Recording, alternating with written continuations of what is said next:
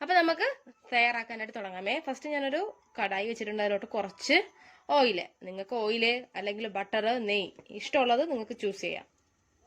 അപ്പം നമ്മൾ ഓയിലൊന്ന് ചൂടായിട്ടുണ്ട്. ഇനി നമുക്ക് ഇതിലോട്ട് ഞാനിതാ കുറച്ച് ക്യാപ്സിക്കം, അതുപോലെ തന്നെ തക്കാളി, ക്യാരറ്റ്, സവോള ഇത്രയും എടുത്തിട്ടുണ്ട്. ഇതെല്ലാം ഞാൻ സ്ക്വയർ ആയിട്ടാണ് കട്ട് ചെയ്തെടുത്തിട്ടുള്ളത്. അപ്പം നമുക്കിതെല്ലാം കൂടെ ഇതിലോട്ട് ചേർത്ത് കൊടുക്കാം. എന്നിട്ട് ഇതിനെ ഒന്ന് വഴറ്റി കൊടുക്കാം. നമുക്ക് ഇതിലോട്ട് കുറച്ച് ഉപ്പ് ഇട്ട് കൊടുത്തിട്ട് വീണ്ടും നന്നായിട്ടൊന്ന് വഴറ്റി കൊടുക്കാം. ഇപ്പോൾ നമ്മൾ വെജിറ്റബിൾസ് ഒക്കെ ഒന്ന് വഴണ്ട് വന്നിട്ടുണ്ട്. ഇതിലോട്ട് നമുക്ക് കുറച്ച് മഞ്ഞൾപ്പൊടി, കുറച്ച് മുളക് പൊടി.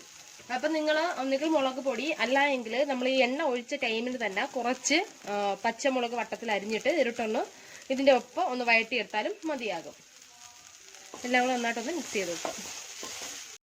അപ്പോൾ നമ്മളെ മസാല റെഡി ആയിട്ടുണ്ട്. ഇനി നമുക്ക് തയ്യാറാക്കാൻ തുടങ്ങാം.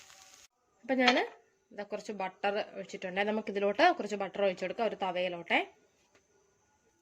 എന്നിട്ട് നമുക്ക് ബ്രെഡ് ഇതിൻ്റെ പുറത്ത് വെച്ച് ഒരുപാട് നിങ്ങളങ്ങ് ഹാർഡായിട്ട് ക്രിസ്പി ആയിട്ട് എടുക്കണ്ട. ജസ്റ്റ് ഒന്ന് കുറച്ചൊരു ക്രിസ്പിനെസ്സിലോട് നമ്മളത് റോസ്റ്റ് ചെയ്തെടുക്കാം.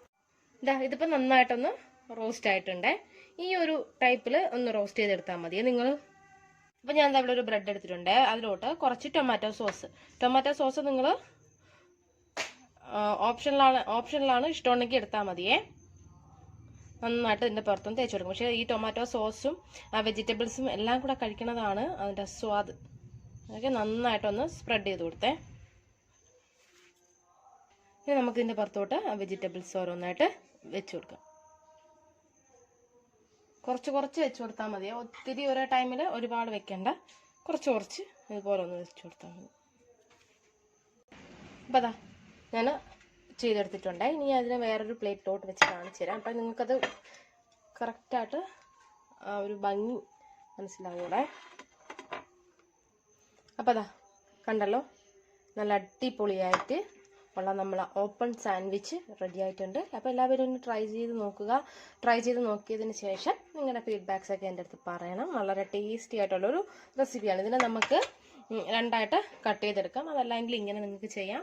അതല്ല എങ്കിൽ നമ്മൾ സാധാരണ സാൻഡ്വിച്ച് ചെയ്യുന്ന മാതിരി ഒരു സാൻഡ്വിച്ചിൻ്റെ മേലെ ഇത് വെച്ചതിന് ശേഷം അതിൻ്റെ മുകളിൽ വേറെ ഒരു ബ്രെഡ് വെച്ചിട്ട് ഇതുപോലെ ഫില്ല് ചെയ്ത് ഇങ്ങനെ വെച്ചതിന് ശേഷം ടോസ്റ്ററിൽ വെച്ചിട്ട് നിങ്ങൾക്ക് ചെയ്തെടുക്കാം. സാൻഡ്വിച്ച് മേക്കറിൽ വെച്ചിട്ട് ഓക്കെ, ഏത് രീതിയാണോ നിങ്ങൾക്ക് ഇഷ്ടം ആ രീതിയിൽ ചെയ്ത് നോക്കുക. നമുക്ക് വീണ്ടും നല്ലൊരു റെസിപ്പി ആയിട്ട് ദീപ്സ് കിച്ചണിലോട് കാണാം. Thanks for watching Deep's kitchen. Thank you.